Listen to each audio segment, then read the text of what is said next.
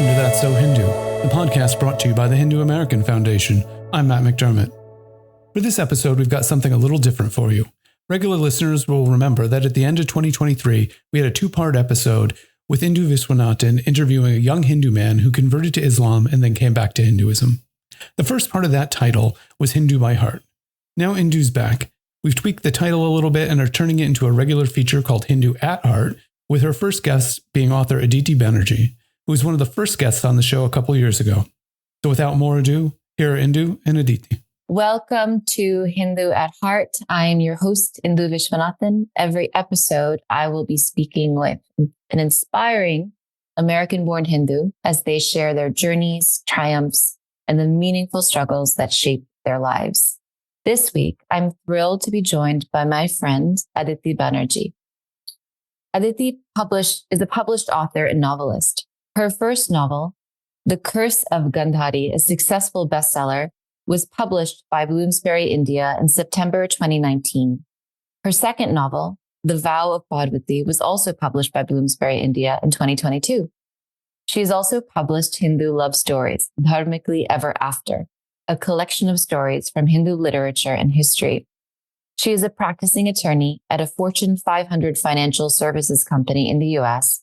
and has also completed an executive MBA at Columbia University. She earned a Juris Doctor from Yale Law School and received a BA in International Relations, magna cum laude from Tufts University. She is a prolific and inspiring writer and speaker about Hinduism and the Hindu American experience. She's a member of the Indic Academy and Indic Book Club, which sponsored a successful 6-city book launch tour for The Curse of Gandhari in September 2019 across India. She co-edited the book, Invading the Sacred, an analysis of Hinduism studies in America, in collaboration with Rajiv Malhotra, and has authored several essays and publications, such as the Columbia documentary History of Religion in America since 1945, and Buddhists, Hindus, and Sikhs in America, A Short History by Oxford University Press. Her articles have also been published in Outlook India and many other publications. Welcome, Aditi. Thank you so much. I'm really happy to be here and talking with you. Wonderful. And I wish you could see her face. She has a beautiful, shining, smiling face. So why don't we start with something kind of fun? Why don't you share a favorite childhood memory related to a Hindu festival or celebration? Sure. So I remember we were not a particularly religious family growing up. But what I do remember being part of the Bengali community was every October, there'd be some weekend where we'd gather in a high school in the Chicago area and have Durga Puja, as we called it. So this would be during Navratri.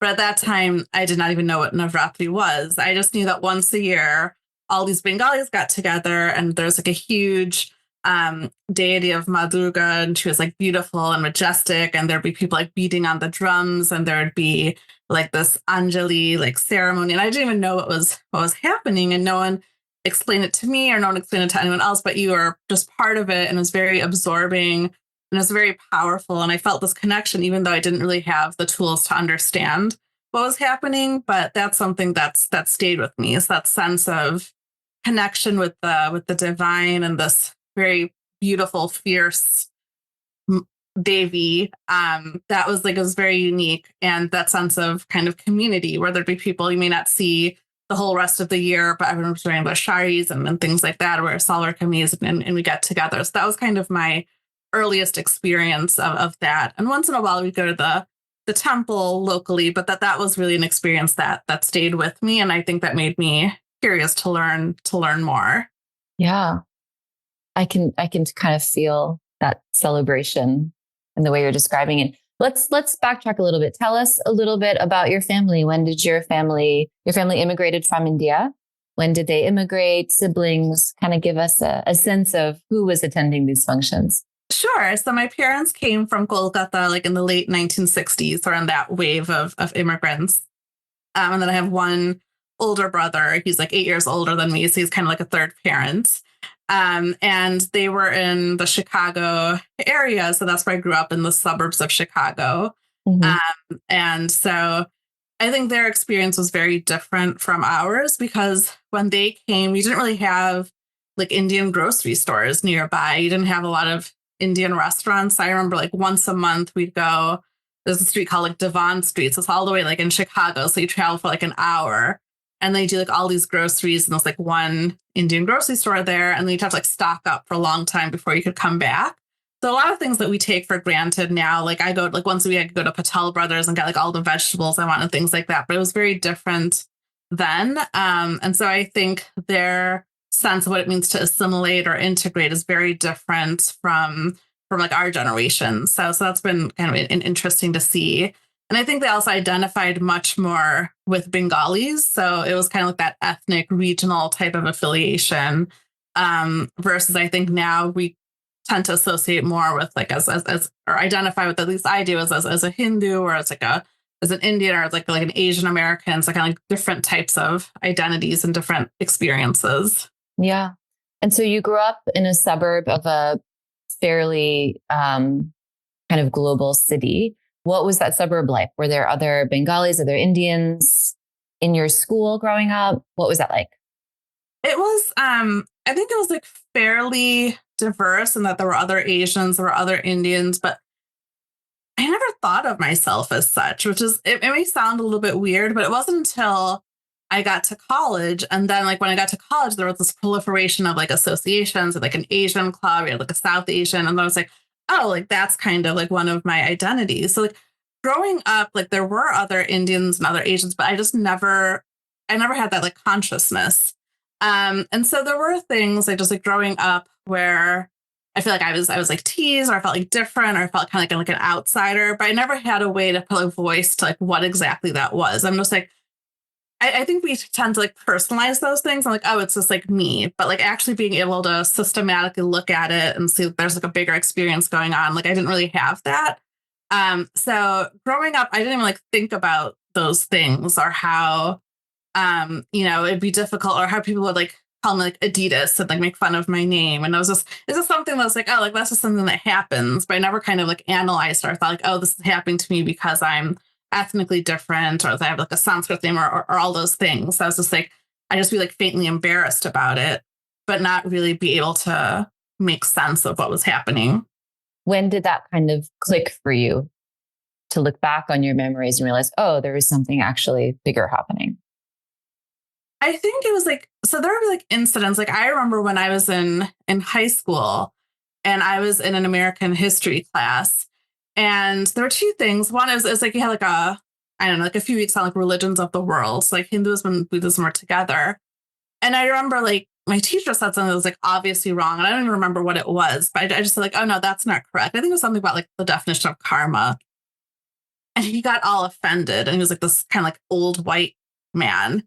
And he was like, I've read 3 books about Hinduism. So like, how dare you? So I was just like, wow. And like, we're brought up to like revere our teachers. So like for me to like have that, I was like, oh wow, like, that's crazy. But it didn't sit well with me. And I had another experience where there was like another history teacher who was like kind of reading out this article from this newspaper about like a pilot who like landed in this remote village in India, and he was like garlanded by the villagers. And like the teacher was kind of like making fun of this, as we're like the other students were kind of like laughing along, because they're like, oh, like these primitive people, they're like worshiping this foreigner, it's like a god or whatever. So that was like really insensitive and just like also culturally ignorant of what it means to like welcome an Aditi or a guest. And I remember there was like another student who was Korean, and he brought like kimchi once, and people just were like, oh, like your food smells, or like all this kind of stuff. So that was kind of there. So those things didn't sit well with me.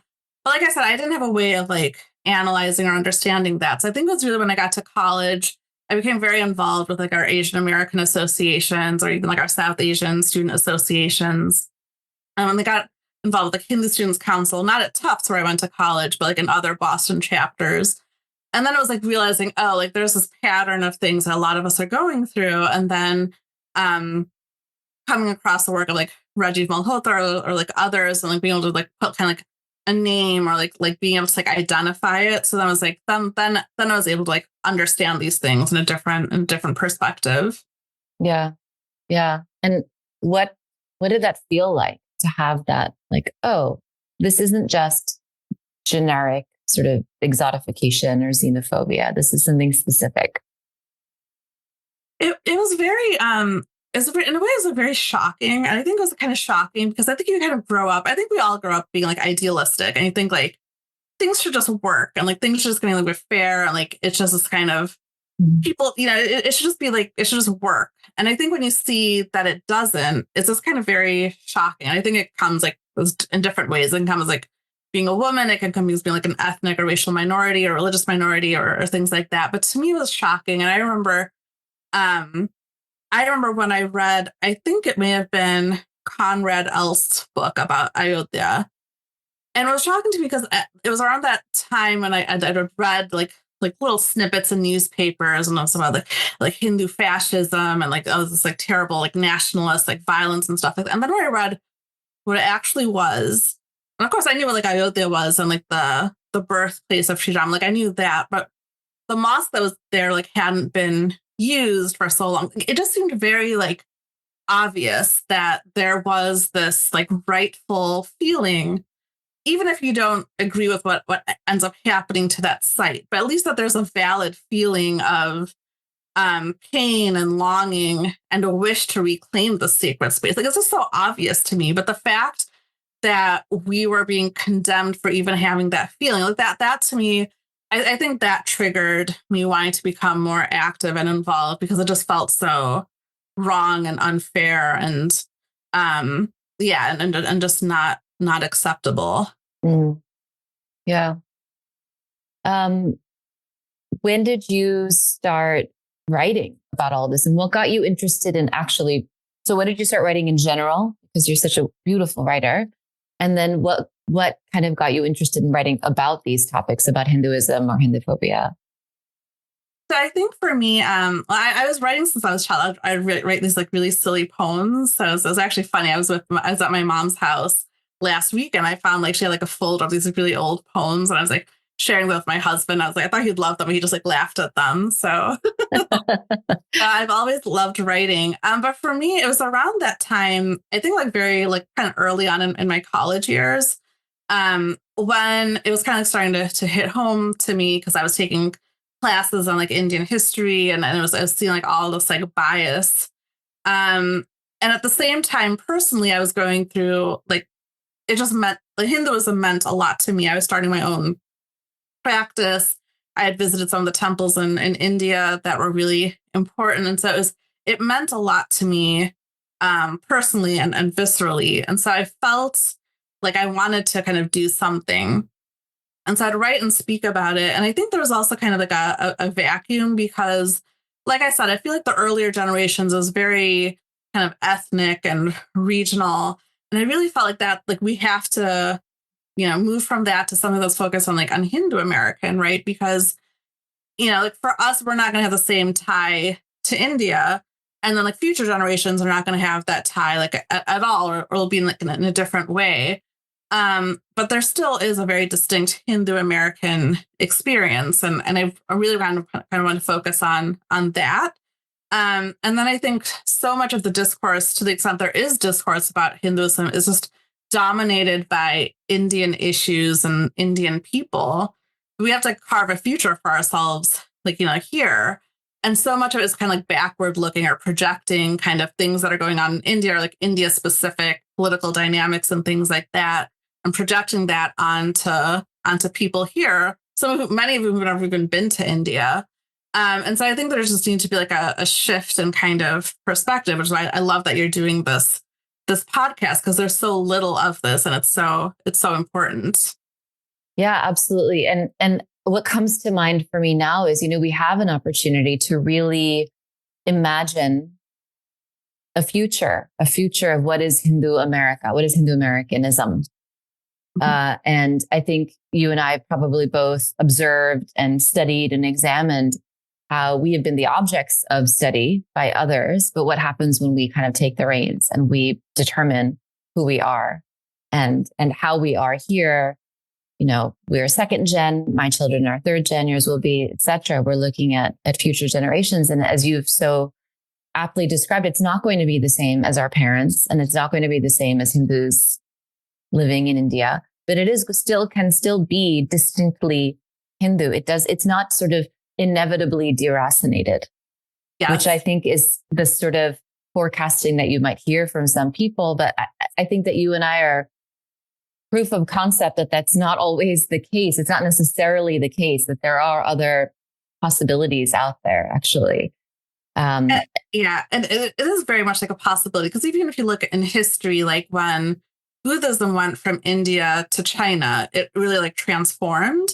But then and it spread so much further. But even like Hinduism, you go to like Bali today and it's so staunchly Hindu. And like this has happened before. Like our ancestors were very like adventurous. They went to distant lands, and without being violent, without invading, they influenced cultures without, taking away what was already like locally there. So we have like really good templates for how this can be very successful. And I think part of it is just we lack confidence, or we're so like insecure, or we're just like afraid of like change or things like that. But I think one of the really good things about being American is like there's so much like confidence here, sometimes unwarranted confidence, but like learn to be confident and also to like be a bit adventurous and things like that. And there's a lot from like the American side of things that I think can be enriching to Hindus as well. And I think we have to embrace that instead of just kind of having this idea that anything that's Western is just like materialistic or bad or not as good as what is Indian, because that's also like a bigotry that kind of comes into it. But I think to like be able to like embrace that and all the good things that we can find here is also very important. Yeah, absolutely. And one of the things that really draws me to your writing, and sometimes it's not just, but sometimes you very simply just share an experience that you've had or something you've just gone through on like a Facebook post. But I find it to be so resonant because there's so much joy and beauty, and there's no dogma, there's no should in any of it. It's just joy and beauty and reverence, but from an American voice. And you don't often hear reverence from American voices. And I think that's where people think you can't be both Hindu and American, because so much of American culture is irreverent and in a wonderful way. But that irreverence is not necessarily incompatible with a very dharmic reverence. And I think you capture that beautifully, in your travels across the country, or even in your daily practice. You're finding you express these beautiful moments of dharmic reverence and expression, but it's very grounded here in America. How did you find your way there? From, you described earlier how you weren't really raised very religiously. And I wouldn't necessarily, Hinduism is so elusive in pinning down what category it fits under. Maybe it fits all categories. So I wouldn't even describe my experience of what you write as religiosity. Maybe you would, I don't know. But how did you find your way to this place where this is how you're experiencing being Hindu in America? Yeah, so I think it's a few different things. So, I would observe that like my mother would do like a really small like puja. Like she'd just like light like a candle, and she had some vigrahas and an altar, and she'd do that. And I was like, oh, that's kind of like a nice thing to do. And so I didn't know what to do, but like after I would take a shower, I would just like light a stick of incense, and then I think I had like a little picture of Krishna, and then I would read. I had like the collected works of Swami Vivekananda, so I'd like read 5 pages from that, and like that was it. And it's like that's not like a formal sadhana, but like for me that was like kind of like all I had access to, and it worked. And I think that's a really beautiful thing about, and like here I'll call it Sanatana Dharma, because it's just like universally true, which is like you may not know what to do, but if there's sincerity and there's intent, like it just works. And I think there's so much, like you said, like should and should not, and then people just got like frozen, and then they just don't do like anything. But it's just like it's very it's just very simple, and it's really you can start anywhere, and then you'll get to where you need to. So it started with that, and then because I couldn't read Bengali, I couldn't read like Hindi or Sanskrit. Like all I had were like English language resources, and we didn't really have like a lot of things on the internet then. So I'd go to the library, I'd take whatever books I could find. They're all like written by like Westerners for like the most part. But there was this like one book by Vanna Mali. She writes beautiful books on like this was on the stories of the life of Krishna, but she does this for like different devas. And each chapter had like one name of Sri Krishna. like I wrote all those down and I would just like start reciting it. And so it was things like that. And then I think I found a book on TM, like transcendental meditation. So I like tried different things, but it wasn't really systematic until I found my guru, which was like later when I was in law school. But those were like the things that like started me on this, because I think I felt very maybe just like alienated, or I wasn't naturally like happy. But when I did this thing, I found like there was like a source of something like deep, and it was very peaceful and it was inspiring. I was like, oh, there's something more than all of this. And so there were a lot of like steps I took in that direction. I remember the one time when I was about 12 years old, went to India and went with like my grandmother to Vrindavan. And that just like profoundly impacted me, even though I didn't know all the stories associated with Vrindavan yet. But like those trips to India also like awoke something. And then it took a long time for it all to kind of like come together, where like now I do have like a very fixed, regular, like daily practice. And like sadhana is like the most important part of my life. And I was able to read all these books and kind of like understand kind of the metaphysical framework. But I do think it's very much based on experience. And I feel like as a people, we're very focused on, like education and the intellect, which is all great. But I think we tend to go very abstract.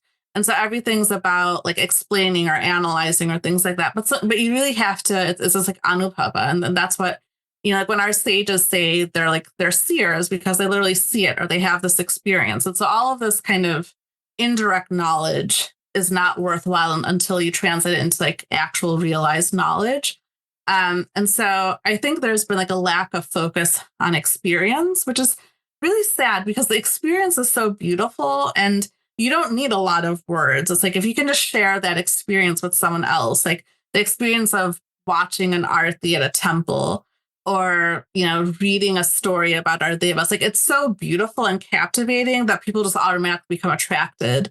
But I think instead we try to like explain and like defend and justify, but it's really the experience that I think will bring people in. Yeah, that's really beautiful. And it's captured so beautifully in a lot of your writing. You do a beautiful job of translating the experience, which isn't always easy to your reader. So I really, really appreciate that. Yeah. What does, I think that this idea of sadhana is central to my practice as well. But I feel like not everyone necessarily understands what it is. What is sadhana? How would you describe what sadhana is and why it's meaningful?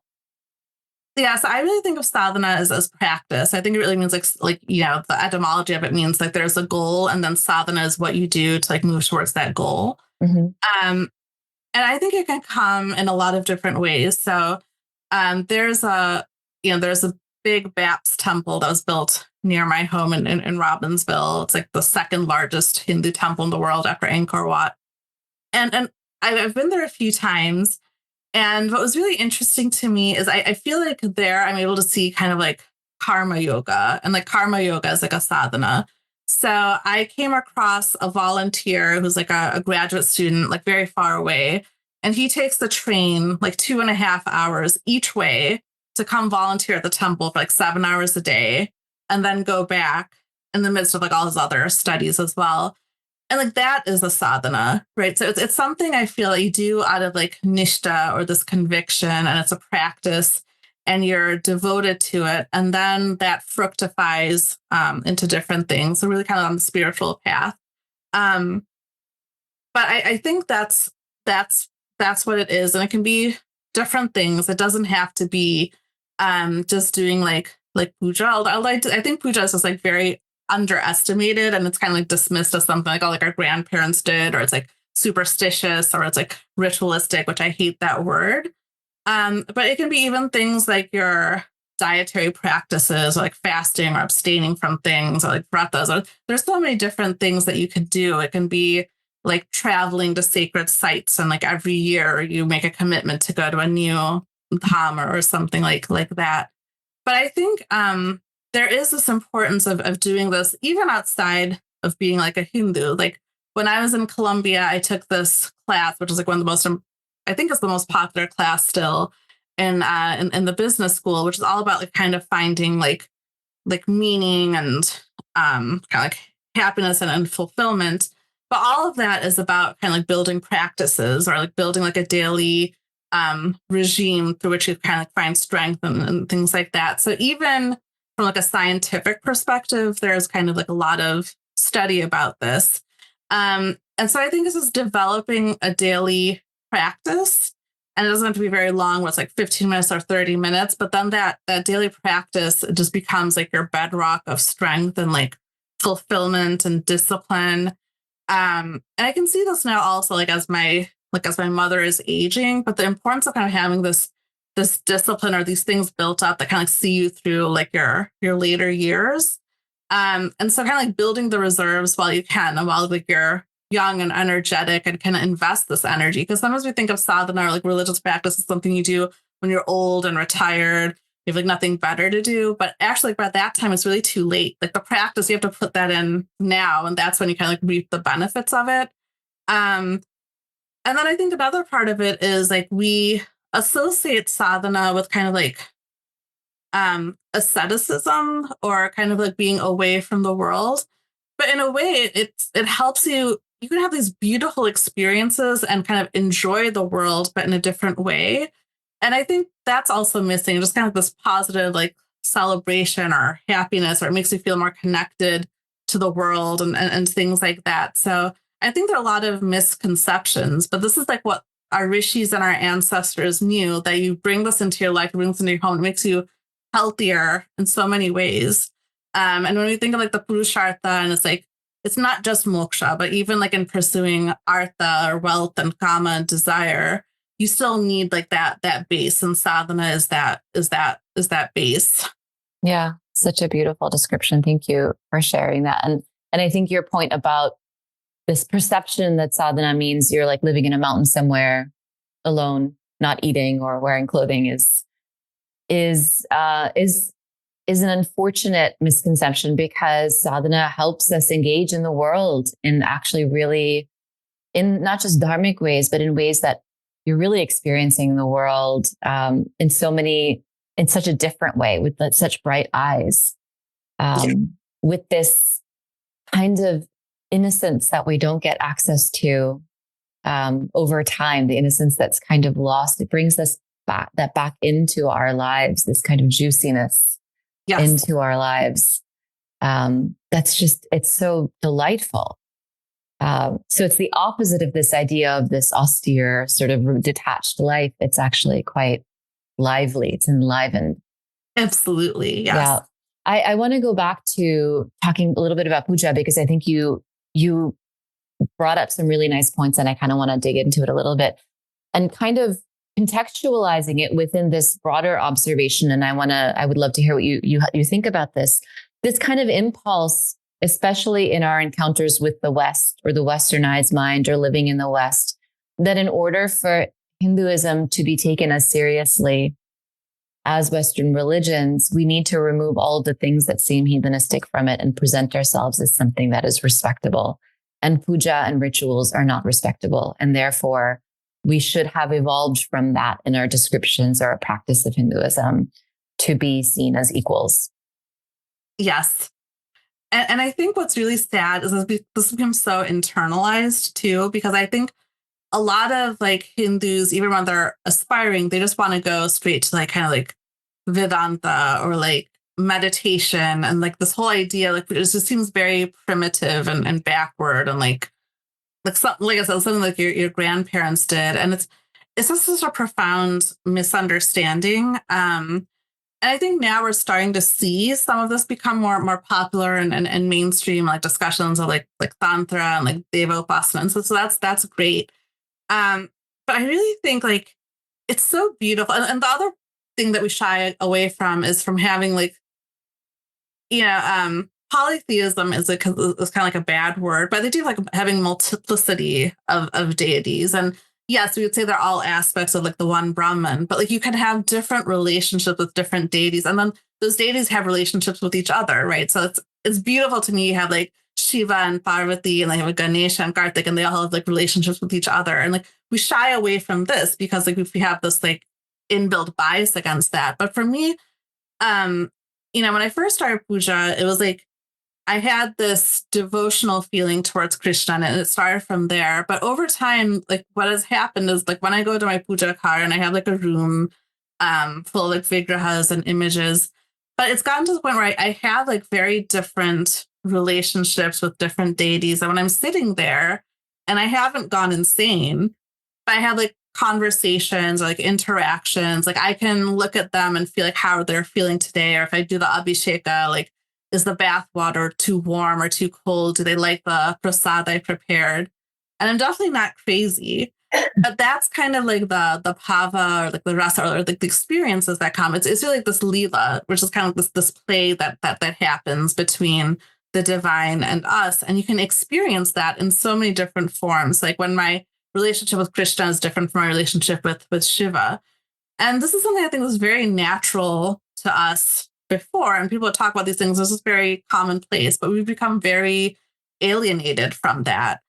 And so I think if you told people that you have the opportunity just to build relationships with like living dynamic deities who are there, like watching over you, protecting you, giving you company, giving you like joy in all these different ways and love, the people would be like, who wouldn't want to do that? And if you want to pick just one, you can pick one. If you want to have multiple, and it's something that's very like beautiful, but we really shy away from that. And it's really sad because so much of our strength as a people, as a faith, as like a civilization has come from that. So, like on January 22nd, we had the Prana Pratishtha of Sri Rama in Ayodhya, but that wouldn't have happened without like 500 years of people making incredible sacrifice. Like there was this one woman who for like, she kept a vow of silence until the Prana Pratishtha happened. So for like decades, she hasn't said a word. Like, where does that come from? It comes from puja, which puja is like really nothing but having like a saguna like relationship with the form of the divine. And then that's just how you express it. But that's been like the bedrock of what we are is kind of this very living relationship with our deities. And I think that's, if I look back at like other cultures, like the ancient Greeks or the ancient Romans, like what happened to them and how they were like destroyed, like, it's really sad. But I think it's when you take that relationship and make it like abstract or just philosophical instead of like that practice or that really real relationship, then it becomes ossified and it's easy to break. I think we haven't broken because we've kept that bond between our deities and us. And sometimes it's like just your home deity. It's just our ancestral deity that's been passed down generation to generation. And all you have to do is just keep that flame going. And that's what's nurtured us for so many thousands of years. And I really do think it's that puja and that bhakti and that very intimate relationship with the divine that has kept us from going extinct. Mm. That's really, really beautiful. This eternal light that's never gone away. As you're describing, it's impossible for me listening to you not to feel bhakti arise inside of me. You have such a sincere relationship with this. It's really beautiful. I also wanted to share a little anecdote. So we lived in India when my children were very little. And so Hinduism was normal for them. And then when we moved back here, my younger son, Ajay, came back from school one day and said, Amma, did you know that a lot of the kids here only get one God?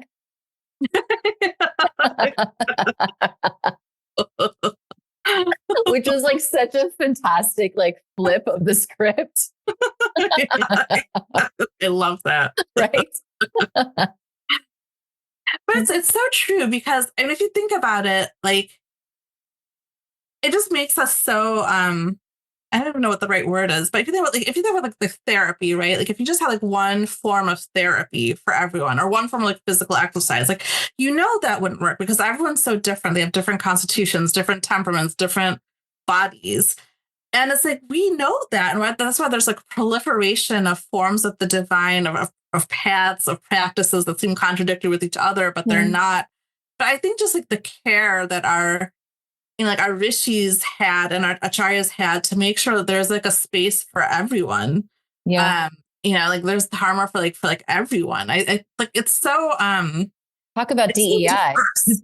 Yeah, exactly. Yeah, exactly. Like Yeah. that's the definition of being inclusive and multicultural and everything. And pluralist and really just celebrating the actual diversity of life and experience Yes. on this planet, right?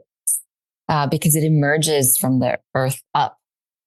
Yes. Yeah, absolutely. Speaking of the earth up, I just gave myself a great segue. Let's talk about your new book, which is about sacred geography and sacred Hindu spaces. So tell us about your new book, what inspired it, and whatever you want to share about it.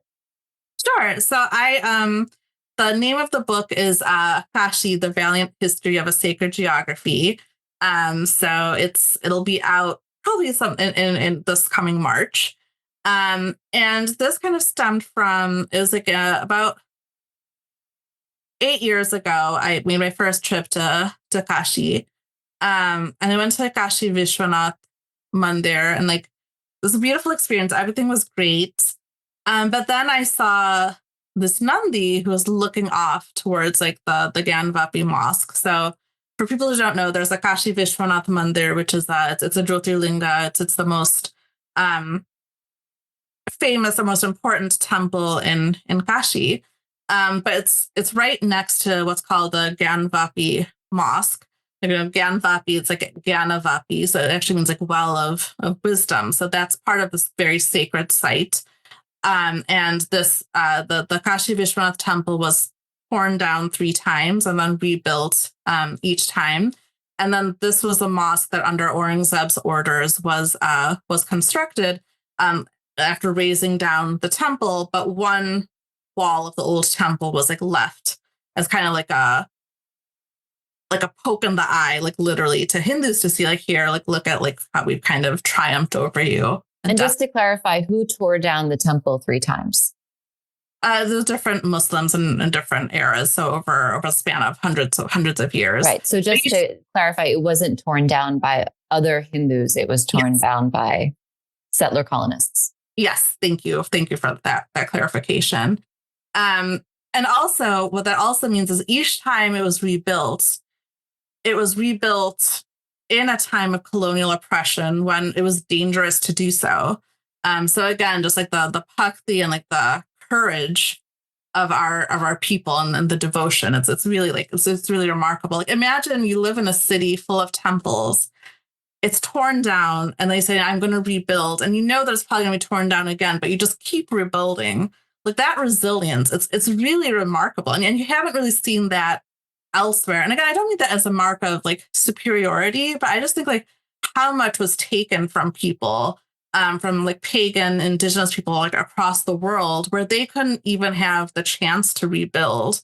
But yes, so the Nandi there's a Nandi there that's like facing towards that. And when I saw that, I felt like I can still remember that feeling. And it's hard for me to put words to, but I felt like very bereft.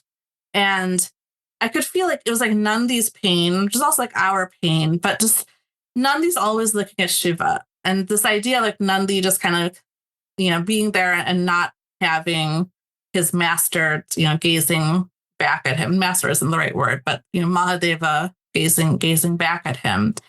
And that really stayed with me. And of course, if you go all across Kashi, you'll see marks of this. And I had a similar feeling when I went to Mathura and saw the huge mosque that just towers over Sri Krishna's birthplace. So that feeling had stayed with me. And then I was just happening to read I was reading something about the Naga sadhus. And, the first time in the 1660s when Aurangzeb sent his military to try to take over Kashi and Kashi Vishwanath, the Naga sadhus, like thousands of them, had defended the temple. And, they're yogis, they're ascetics, they're sadhus, but they were also acting in that moment as warriors defending the sacred site. And that really moved me. And so I started, I knew kind of a lot of the stories about the history of Kashi, but I wanted to kind of research this and write this book and that story. And then as I was doing that, I was reading the Skanda Purana. And my first instinct was to write a book that was going to be more of an argument. And the argument was going to be like why, the entire site should be restored to the Hindus. And I had like a very good argument for that. But when I read the Skanda Purana, it changed my mind, because the Skanda Purana has this huge section. This is the Kashi Khanda. And all this is just lore about Kashi and the different sacred sites of Kashi, but it's so meticulous. Like, hundreds of Shivalingas, hundreds of like sacred tanks, sacred sites are recounted, and like they're kind of laid out very precisely on where they were.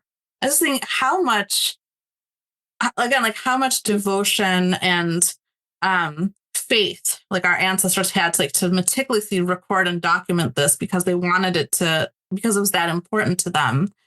And that's what really brought me to the idea of just like sacred geography and the importance of it. And I think we've kind of forgotten what that is, because I see that even when we talk about like Ayodhya, it's very history centric. It's very much like, oh, like Sri Rama was like born here and there was a temple here. And now it's kind of like on this date, this building was at this archaeological site.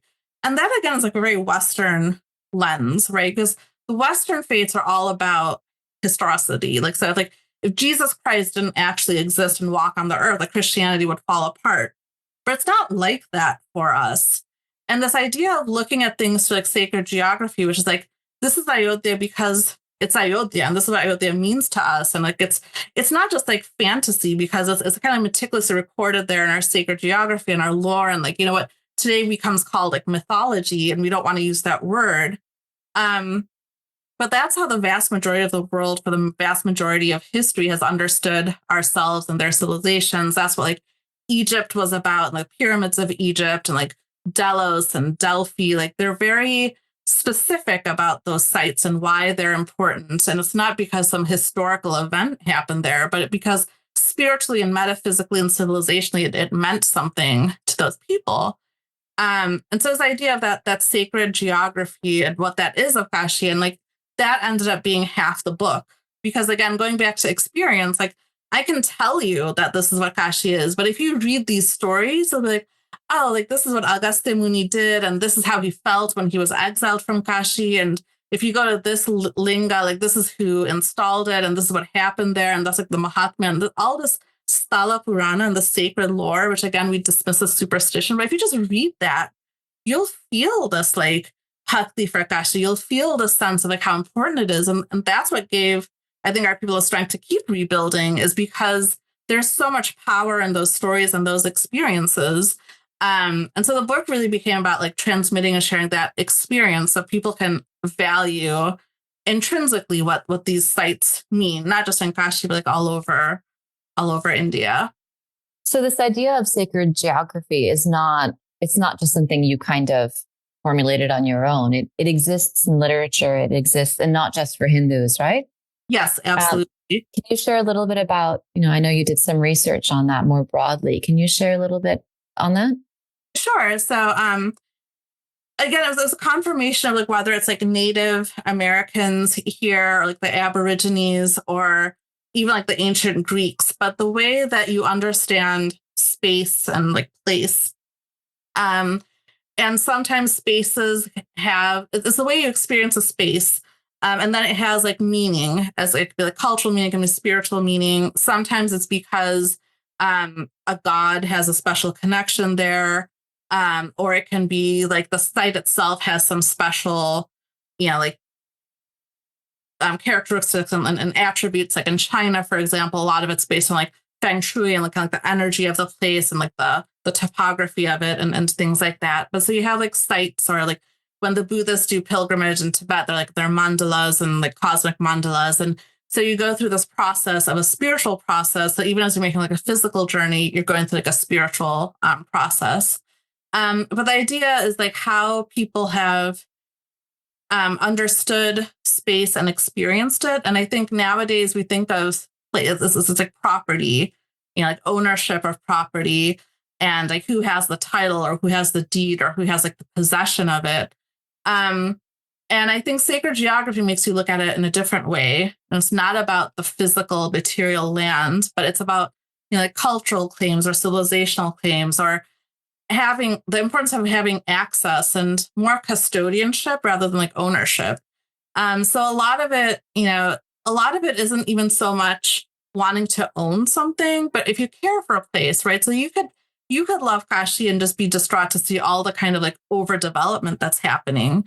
So you have this kind of sense of custodianship for like the future generations and things like that. So when you bring that lens to it, I think it just makes the discourse about it much, much richer. And it's hard to give voice because again, if you just go through like the law is itself very premised on like Western notions. And again, it's very like history centric. But like what if Hindus had never had a temple in Janmabhoomi site? Like what if it had always been sacred to us, but for whatever circumstance, we just never were able to build a temple on it? Would that make our entitlement any less? I don't think so. I don't think it's about that we were there first. It's about like this land has special meaning to us. And it's just different. And that doesn't mean that's always going to be dispositive, but it does mean that should become like a factor, like a consideration. I should at least be validated. And I think right now there isn't even validity given to these kinds of claims or this notion that a site is just like sacred. I don't have to prove it with like archaeological evidence, but it's just like throughout history, it's been this collective understanding, and this is how we've understood ourselves for so long. And just giving voice to that or acknowledging that itself is so hard even today. Yeah, what's coming up for me, and you're a lawyer as well, so you're the perfect person to talk to about this, is this notion. And when I've spoken with Indigenous scholars here in the West, they voiced this as well, that it's not just that the law as we understand it almost globally reflects Western values, it reflects Western metaphysics. Mm-hmm. Right. And so and those metaphysics, of course, emerge from religion. Yes. So while the law sort of has this pretense of being objective, it's actually reflecting concepts about what it means to be in the world, ontologies, and our relationship to each other and the planet and animals and everything that stem from particular religious concepts. They're not universal. Mm-hmm. And so then you think about Indian law and how it interacts with sacred geography in India. And what did you make of how the Indian courts or the Indian justice system negotiated what happened in Ayodhya? Well, I think it was just like in a way, it was like overcomplicated because like it's just like, I think if you just lay the facts out, it's just very like compelling. And it's sad that we have to like resort to like so many decades in the court, the very like arcane arguments and things like that. And we're just kind of like at the whim of this court, like based on kind of like very outdated laws, like this Places of Worship Act of like 1991, which had a special exception for Ayodhya. But this idea that as of 1947, the religious character of different sites was arbitrarily frozen in time, and you couldn't do anything about it. It's just so like it just doesn't. It's not workable. It's not like it's not sustainable. And so I think part of like as you said, part of this is us freeing ourselves from the clutches of like Western metaphysics or Western notions, or exploring different ways that are more authentic to us and to societies all over the world. And I think that, again, there's this kind of like fear that if you do that, it's going to lead to like fascism. And that in itself is like a very bigoted view, which is it's just like our only hope to not be subject to like dictatorship or fascism or Hitler or whatever is to rely on like Western universalism, which is it's very ridiculous because Western universalism is what led to like most of the bloodiest wars in like the 20th century and for a long time. But there is kind of this notion and this fear. And I think a lot of the ugly discourse that you're seeing around Ayodhya in the West is from this fear of like, oh, look, like these natives are getting uppity and thinking they can decide things on their own without following exactly what we said. I love that framing. Oh, look, these natives are getting uppity. I think that's fantastic. But Yeah. yeah, I do think that, and that's why I think things like sacred geography are important, kind of like notions and like frameworks to understand things that should be obvious but have become like, alienated from us. and and alienated from us is, I think, is like a key part of this. What are some common misunderstandings you've seen even amongst Hindus who might have even been for approved of the decision that was made around Ayodhya? What do you see are some common misconceptions about sacred land amongst Hindus? Yeah, so that's a really good question, because I think there is a lot, and I see this happening more because like I love going to the Himalayas, and I've gone like from like 2006 onwards. And like it hurts me to go now, because you go to these places and it's just like full of people just like taking pictures to post like Instagram. Um, and so there's kind of like a desecration that we're doing ourselves. And so the idea that we have like a kshetra, so not just like the temple itself, but like a kshetra, or like a piece of territory that in and of itself is sacred. And what that means and how you respect that. I think that's kind of been lost, because now I think it's kind of like, oh well, like we'll go to like Kashi and it'll be like a holiday, or we'll go like kind of like for like a honeymoon or things like that. And there's nothing wrong with going on a honeymoon or like having like a fun holiday. But the idea is like when you go to these places, there's a sense of sanctity, or a sense of like you saying like reverence. And I think we've kind of lost that, or like what it means to go on like a tirth. So like, for example, it was said, um, we've always had this notion, and Diana Eck has a great book on this, but like this, sacred geography of Bharat, so the idea that long before the state of India was formed, we had this sense of nationhood just based on sacred geography. And so if you were in Rameshwaram, if you're in the south, then your idea of going to Tirth was to go north, because there's this idea of this penance and the sacrifice, and you undertake like a vrata, or like some abstinence in that process, and that's kind of like what purifies you. And so when you go, like having darshan isn't just like having a physical process, but it's actually like this whole process that starts well before you embark on the journey. And so how you respect those places, how do you think about development in those places? Like, should you have all these like boutique heritage hotels on the ghats of the Ganga and Kashi? Should you have like riverboat cruises, someone still serving alcohol and stuff like that, like on the Ganga? Like, is that a proper understanding of sacred geography? And so I think it's this understanding the significance of a place and respecting that. But a lot of that does come back on us. It's not just about them versus us. It's about, well, we've been given custodianship of so many sacred sites. Like, what are we doing to protect that, or to maintain that? Yeah. And I think there's a lot for us to learn there. Learn about ourselves again. Yes. So I'm going to ask you something that this is a comment I often receive, not often, but I do receive on occasion, and you may as well, which is, it's none of your business. You're not from India. Oh, yeah. So what business do you have living in everyone assumes we all live in McMansions. I don't, in your $3 million mansion, in America, what business do you have inserting your opinion about India? How would you respond to that?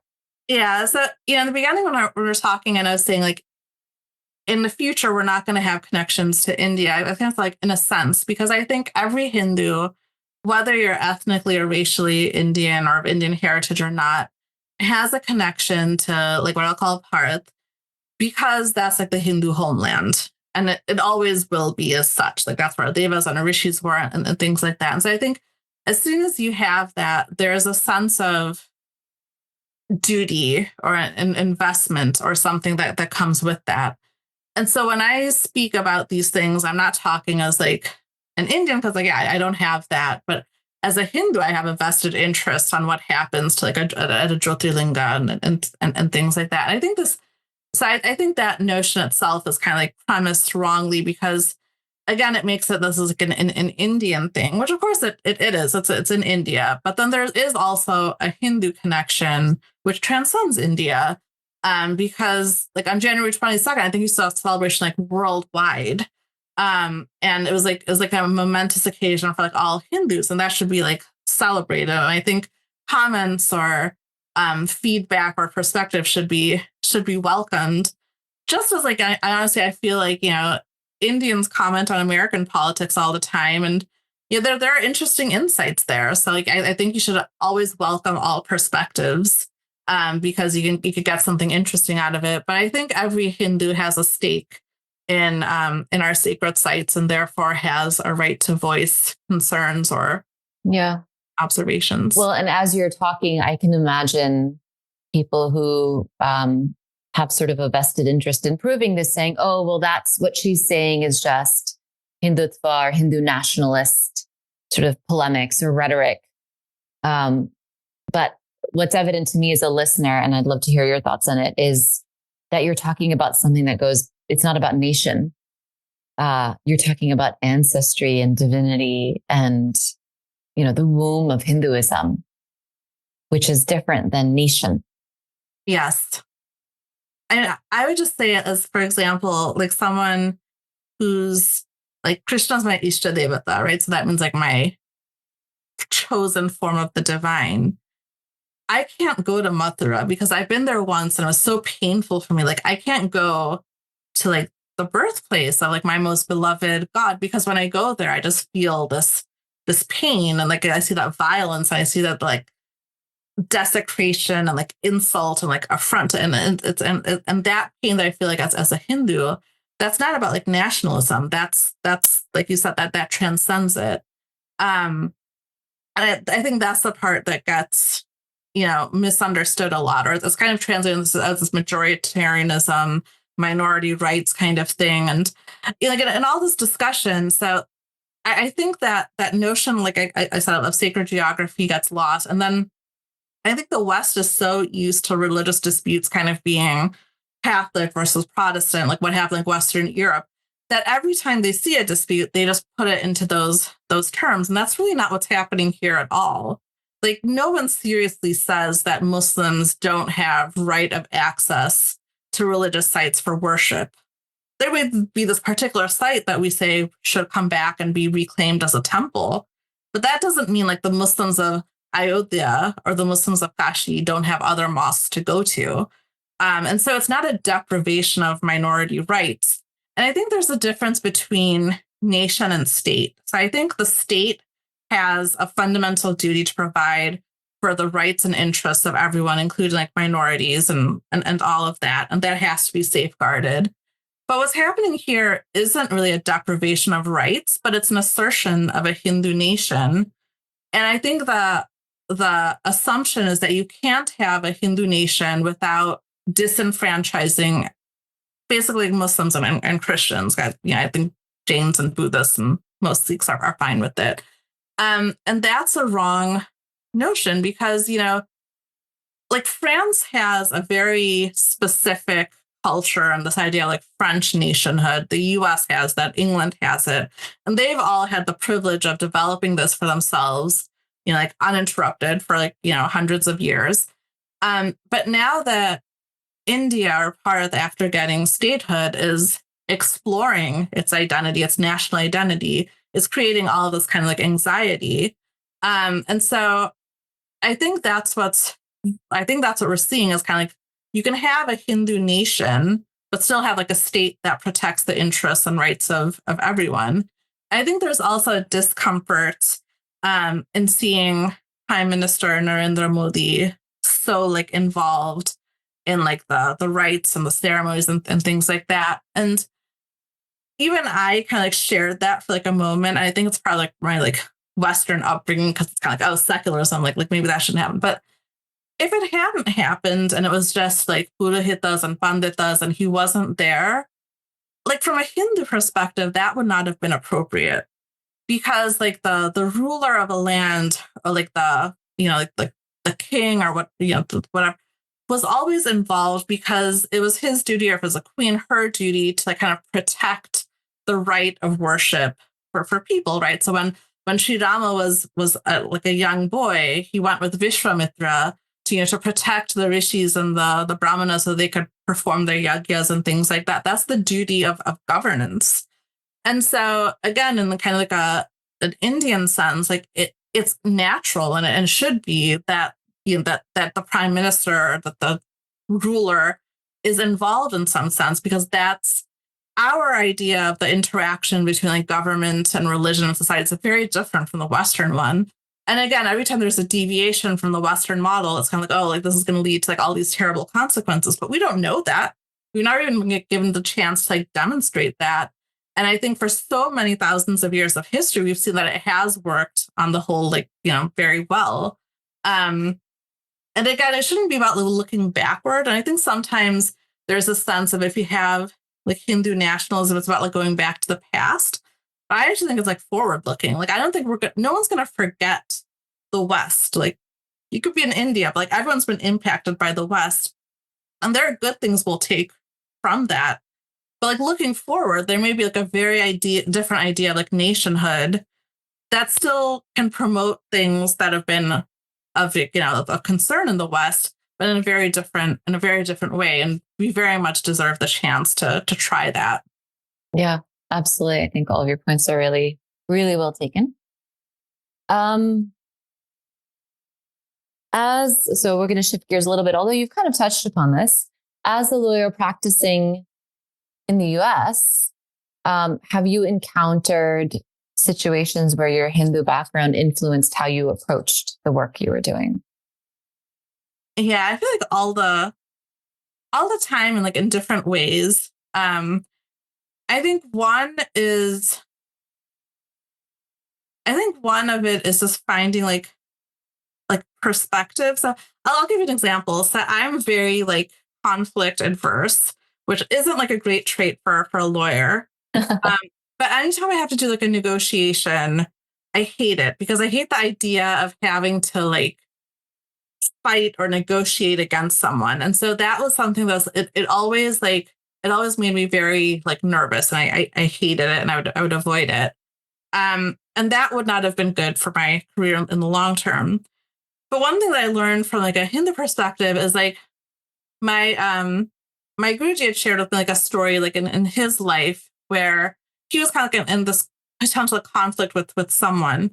And he made kind of like a sankalpa, like when he was doing his sadhana, he was doing his puja, that, like let my interests be protected, but let their interests also be protected. So I let this happen to like the benefit of the whole.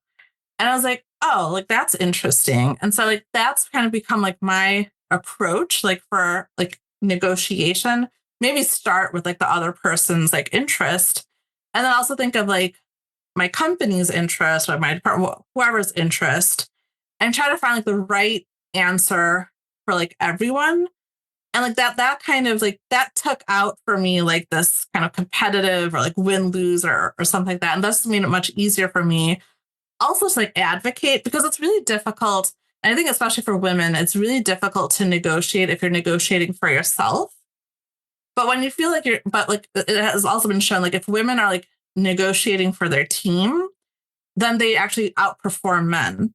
And so it's like when you're negotiating from a position of like principle, that this is the right answer for like everyone, it gives you like more strength also, and it makes you a better advocate. So that's just like a small example where I feel like that Hindu perspective or the dharmic perspective has actually directly impacted what I do.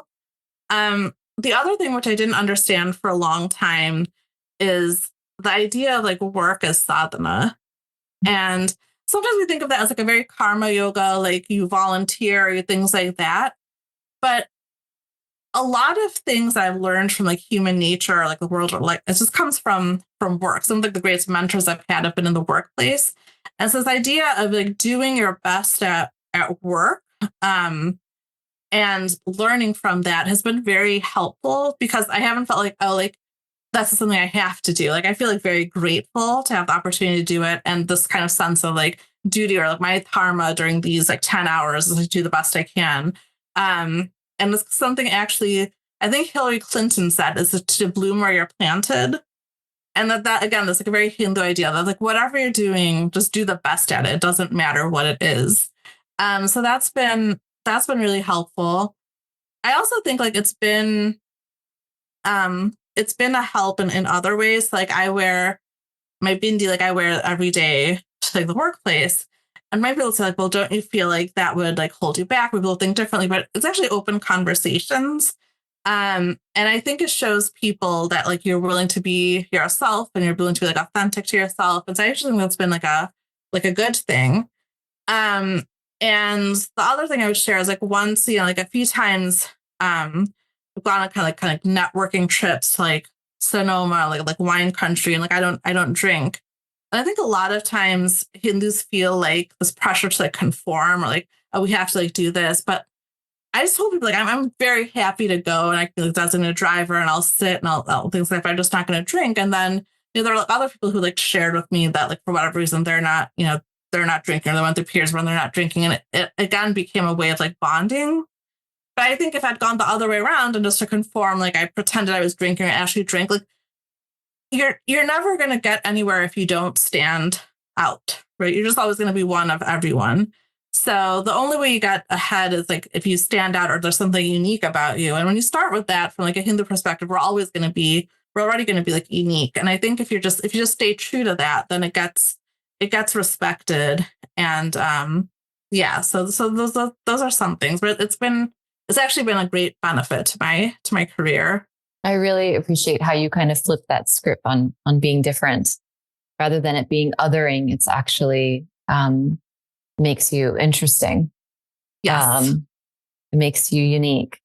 The first point you raised, though, I thought dovetailed nicely with what you were describing about the possibility of. So you were describing how a dharmic or Hindu perspective on a legal matter would take into consideration the other side and what's best for everyone. And I think that's very much the way in which what happened in Ayodhya was mediated. What's best for everyone. And so if that's just a small example of what it means to be a Hindu nation, it actually could be incredibly powerful and beautiful to be a Hindu nation, because being a Hindu nation is not about, it doesn't mean that everybody is Hindu, but that it's a Hindu approach to governance, to thinking about what a nation is. And your example, I think, was a beautiful and powerful example of how that can play out in ways that are actually the most inclusive and have the highest degree of integrity. Yeah, and I really believe that because like we're seeing right now like the largest mosque in the in the world, in India with like largest Quran in the world coming up like in Ayodhya itself. So I don't think that would happen under like other other frameworks. Yeah, absolutely. So how do you see your work, whether it's conversations like this and the writing that you do, contributing to the broader Hindu community or Hindu American community? What would you love to see happen from it? Yeah, this is like a really hard question for me because I feel like, especially with like social media, and I remember this, like, when my book came out, it's like first time, like you hear like your book's going to be published, it's like, wow, like this is amazing. And then like that like wears off in like a day or two. And like the book comes out and like, oh, that's like amazing. And then that, goes evaporates in a day or two. And then it's like, oh, like how many copies did I sell? And like, oh, like here's another similar book. And how many copies does that sell? And in social media, I feel like you're just like surrounded by that. Like people write similar posts, like how many likes did you get? How many shares did you get? And things like that. And it becomes very like results obsessed. And I think for a while, I was kind of thinking in those terms. I was like, oh, well, what do I do to like maximize my output and things like that? And some of that you have to do because some of that is just like practical and like you have to be intentional and conscious of things and things like that. But for me, it's becoming less about that and more about I'm trying to think, but like there's this story I love from Buddhism, and it's really become an inspiration for me, which is like there was this Zen master who was supposed to give a Dharma talk, and he went to this like remote mountainous areas and no one showed up. But he still gave his talk. And at the end of that, like the rocks bowed down to him in gratitude for it. And I love that because it's just this idea that it doesn't matter. And my husband had gotten for me this like small Ganesha, and this Ganesha is sitting like on a rocking chair and he's holding like a book. And so I look at that every time I write because I'm like, oh, it's like at least Ganesha is going to read it. And for me, it's just like, it just takes out so much stress and anxiety. If I just think like, whatever I'm doing, if I'm doing it with like the sincerity and intent, like whatever result is meant to come will come. That doesn't mean like I'm not human. I don't think about all those other things. But for me, I kind of think about like, what is it with my time that I can do and that kind of comes naturally, and then like trying to do like my best at it, and then kind of trusting that Krishna will put in front of me what I'm supposed to do at that moment, and then it'll kind of like work out. And I'm trying to go more into that framework versus trying to be like more like planned or, kind of like very like planned and organized and in that way. Yeah, I mean, I think it's a very dharmic perspective, right? To just be an instrument and offer and surrender it. And then whatever happens, happens. And it's really hard. And I would say, I think part of that also though requires like honesty. So like something like, my guru and I talk about, I'm like, well, when I write, like part of me I just really want to be a best-selling author. Like that's just like, I just have that vasana in me, or I have that ambition in me. And I don't want to be dishonest about that. I don't want to just say I'm just doing it to be an instant, because like that would be like an ahankar of like a different kind. But I think it's recognizing that yeah, I'd love to do that, but I'm also going to try to do these other things, and then just like accept that. And like, there's nothing wrong with wanting to be a best-selling author or wanting like fame or recognition, and like being honest about it. And like a part of what's motivating me is this. And giving space for that while also trying to balance with that and like moving more towards like this other direction. So that's kind of the space where I'm in. Well, I will say that it's impossible to be a best-selling author in 2024 without being very active on social media. So we will continue to support you in those efforts. I actually want to bring that up because you were super helpful to me, because and this is actually an example of how both of these things come together, because you reached out to me and said, you have to be like on Instagram. Like I have like no idea how to do it. And you took the time to like teach me how to do it. And after that happened, I was telling my husband this. I'm like, this is like such a sign of serendipity to me, because first of all, it was kind of you to do that. And that meant a lot to me. But then I'm also like, oh, this is like a sign from Ishvara that I have to like be like more active. And I have to do these things. But then also see how kind Ishvara is, because he knows I'm totally like ignorant and incompetent at this. So he sent me like the teacher who would like show me how to do this. And like to me, like that was kind of like a lesson in like sadhana, as well as like, okay, I have to go and do these very practical things. So I appreciate that. Thank you. I was thrilled that you were receptive to it, because I kind of inserted myself into that situation. So let's play for a moment. And I know I'm just kind of throwing this question at you. Imagine a few generations from now, the future. So beyond kind of our scope of understanding of what society might even look like, right? Because with technology and everything is shifting so rapidly, we don't really know what things are going to look like. What can you imagine are some expressions or signs of Hindu Americanism here? That's a great question. I would love to see it in like the arts and like literature, where it's not just featuring like a Hindu person, but like literally like written from like a Hindu perspective.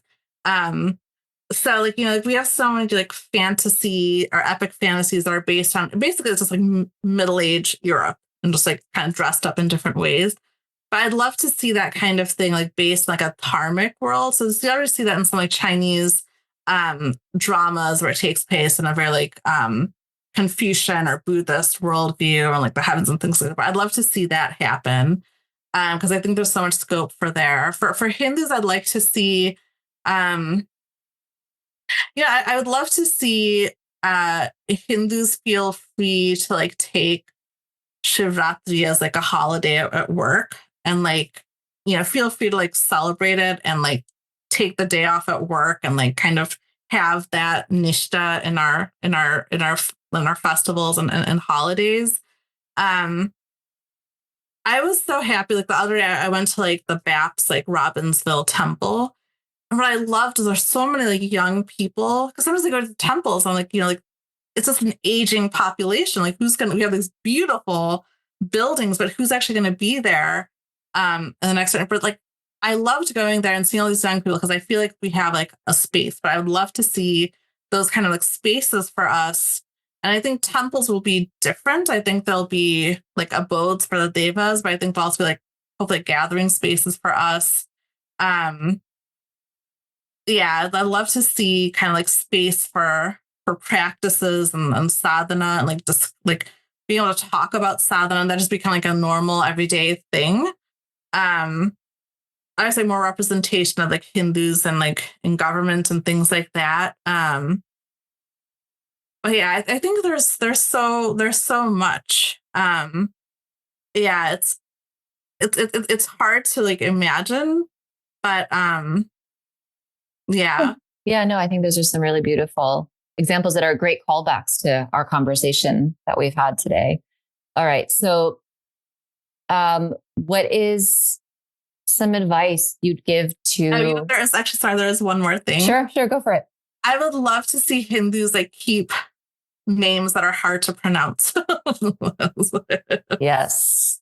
And I would, this actually happened when my husband came here. So his first name is Vishwajit.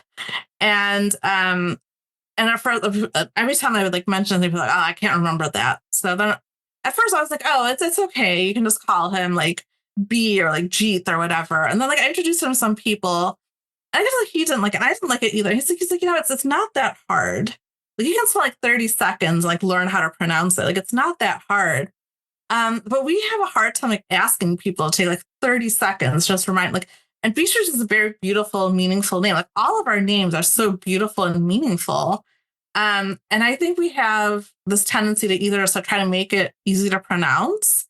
Like for me, I was actually in this program at work. I was in a DI program. Like we had to kind of make like a resolution at the beginning of it. And I was like, when I introduce myself, I usually introduce myself as like Aditi, because that's like the name that people can pronounce. But there's no reason I could just say Aditi and then people can pronounce it the best way they can. But at least I'm pronouncing my name correctly. And that was like hard for me. And this is like a year ago. But it's like small things like that. I think of just like keeping authenticity without being off-putting, right? Like I'm not going to be like offended if someone can't pronounce my name, but I think like those kinds of things, like being willing to hold on to those things, like very little ways. But I would love to just see more of that. Yeah. And, I did something similar. Indu is the obvious pronunciation of my name in the West. But I started just using Indu when I was teaching in grad school and people got it. It was not, there was the only block was my mind. It wasn't actually a block for anybody else. And they were actually quite thrilled that they got to say it in an authentic way. Yes. And I actually had a couple of colleagues who had been referring to me as Indu earlier, who were quite angry at me. They're like, "Why didn't you tell me I was saying it the wrong way earlier? I missed out on an opportunity to actually engage with you authentically." Because how we're called, does really, really make a difference. And you like code switch when your name is mispronounced. Yes. Right. It has actually a profound impact on how you're engaging in this space. So I really, really appreciate that. I think for me, what comes up, especially as an educator, is when we do that, we're depriving other people of opportunities to engage with worlds that they wouldn't have access to otherwise. Right. And it's also in a way insulting to them, right? Because you're just assuming that they're not going to take the time or they don't want to learn to say it the right way. So, yeah, absolutely. I just had my 30th high school reunion in the fall, and some of my classmates like proudly came up to me and said that they had never forgotten how to pronounce my last name and they were still pronouncing it perfectly. Oh, that's great. Which is fantastic. I think I just dated myself. So, what is one or two pieces of advice you were a child of immigrants that you would give to immigrant Hindu parents here in the US? I think one would be not to ghettoize ourselves. And I think it's really easy to do that now because there's so many, especially like a place like New Jersey, there's so many like Indians all around. Like you can just hang out with Indians all day. You can move to like a neighborhood where it's all Indian. And I see this like a lot. And I think it's a real missed opportunity, right? Because we have to build bridges to like other communities. We have to like understand the country that we're living in. I think nowadays there's a real lack of understanding because people just rely on like social media or like, like their blogs or like other things like that. And they don't really have like an on the ground understanding of like what's happening here. So I think one is like just interacting with like all kinds of different communities here and really becoming part of that community here. And when you do that, then you're able to like make an impact. But if we're just hanging out with ourselves, we're not going to impact anyone. We're not going to make our mark in any way. And it makes it hard for like, for like kids too. So that would be one thing. And the other would be to find, like I said, like that authenticity. So like how can you celebrate your, like your vratas or like our practices and things like that. And kind of being an ambassador and advocate for that. So, whether it's like going to like a school and like doing an educational thing about like what is the Wali and things like that. And part of this also means like learning ourselves because we don't always know. But really taking that seriously because being an immigrant parent it's like you're setting the tone for like generations. So this is this great responsibility. And it's a very hard balance. And I kind of like marvel at like what, my parents and like their generation did because it's like so tough to like come to like a new country with nothing and like build it from scratch. Like it's really amazing. And there was my parents immigrated in the mid-60s. There was no WhatsApp. There was no internet back then either. Yeah. And there's so much sacrifice that goes into that. And I think like, I think like immigrant parents as a whole always sacrifice so much for their kids to have the opportunity. And I think a lot of times it's focused on like financial or security, which makes a lot of sense. But just to balance that with the idea that like you're coming with all this heritage gifts and don't deprive your children of that. And just sharing that with them and like kind of fiercely protecting that because just as more precious than like the financial wealth or like the education that you invest in is that civilizational, spiritual, and metaphysical like wealth. And to kind of fiercely guard that and share that and pass that on. So there's this beautiful balance you've described, right? Don't ghettoize, but also continue to be stewards of the civilizational wealth, both at the same time and finding that balance.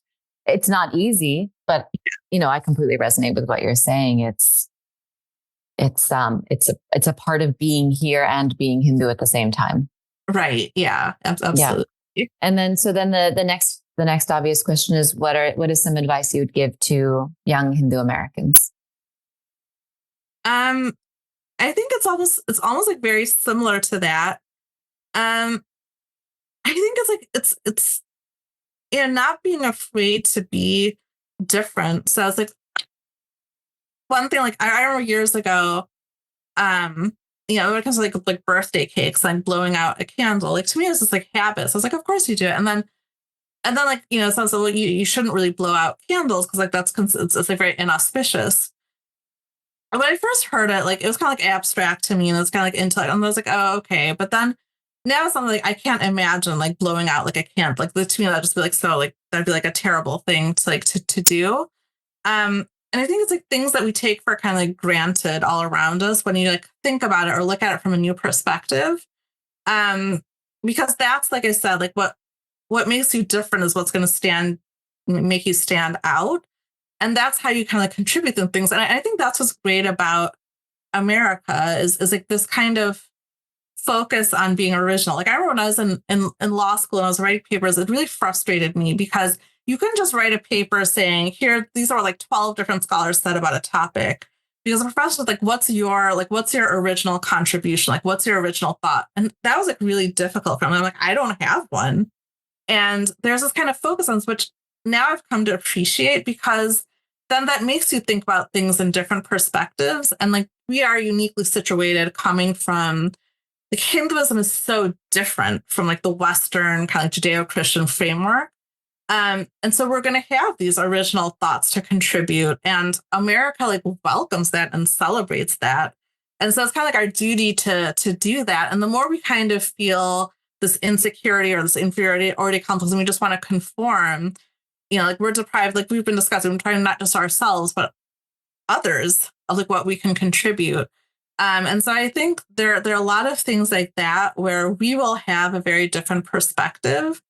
In India, I think because of colonialism, we've been hamstrung for so long. I think the hangover of that is going to last much longer in India than it has to here. And so I think that gives us an opportunity to be kind of at like the forefront of a lot of these things that will then like travel back to like our Hindu brothers and sisters in India. But we have this opportunity to contribute that. And I think we really should. So it's even in like very small things, but it's even like in like bigger things, like Hindu positions on different policies and thinking about those things. And like I said, it's unfortunate because Hinduism becomes so limited to just like Indian politics, but there are just like so many things on like, all these issues around gender and sexuality and all these issues that we're confronting today. We have like a very unique perspective. And so I think it's delving into like really understanding Hinduism from a first principles basis, and then applying that to all these new things like AI, like just things like that. Can AI develop consciousness? Yeah. Like it's kind of like a Zen koan, like does a dog have Buddha nature? But these are things like there aren't like easy answers for, and we can be a part of that. And I think that's a great opportunity, and it's also like our duty to do that. Yeah, absolutely. All right, wonderful. Well, you've talked about your book. Are there any other upcoming projects that you would like our listeners to know about? So I have like 3 other books that I'm kind of like working on. I keep like shuffling between them. So one I'm actually working on is like, it would be like a contemporary like novel about kind of like a Hindu American like woman and this experience that she goes through, where she's like working as a lawyer, and she's been asked to defend this museum that has like a stolen murti from India. Wow. And it's kind of like this case that she's working on, and then that makes her like confront all these things from her past. So that's been kind of interesting, because it's like, I've been talking sometimes we have to be like forward looking, but like when I think about Hindus, I kind of go back to like the Mahabharata. Like my first books were all about like the Hindu Puranas and stuff like that. And that's kind of like comfortable. But then like taking like, well, I want to write something very Hindu, but like very like contemporary. It's like really hard, but it's also like, I want to like, it's been exciting. So I'm going to try that. Well, you got to write that one, because I already want to read it. So you need to write that one. And you said 2 other books also? Yeah, so there's another one I want to write about Mirabai, but not so much as like a historical fiction, but more as kind of like a speculative fiction, kind of like in like a fantasy setting almost. But like I'm still working that out. Yeah. Wonderful. And the third book? The third book is it's about like Indra, but it would be like, so Indra, the Deva, but it would kind of be something like the trials of Indra, where he's been sent to like Earth to kind of like undergo like a mortal birth. But this is like an Earth kind of like set in like a different time where like British colonialism never ended. And he's kind of born into like an India under like British colonialism still. Oh, wow. Oh, that's really interesting. I can see that almost being like a TV show, like a screenplay. Yeah. Right. Wonderful. Well, look forward to reading all of those. My last question is, where can people find your work and stay connected with you? So I'm most active on Facebook, but because of you, I'm also going to be active on Instagram and Twitter, or X. Right. And so what are your handles there? So it's ABaner01. So ABANER01. And that's for both X and for Instagram. Yes. Wonderful. Thank you so much. This has been such a delight to speak with you. I feel like we could talk for hours longer. Thank you so much for your time and your insights. You are such a treasure, and I really, really appreciate, and I'm so grateful to know you. Thank you so much for like inviting me, and for this has just been great. And you're such an inspiration to me. So I really appreciate it. I'm humbled. Thank you so much. Well, that's it for this episode of That's So Hindu. If you enjoyed it, please take a minute and leave us a nice 5-star review. It's how you can help the show get discovered by more listeners. You can help ensure that more of these get made by making a donation to HAF at hinduamerican.org/donate. Thanks again for listening.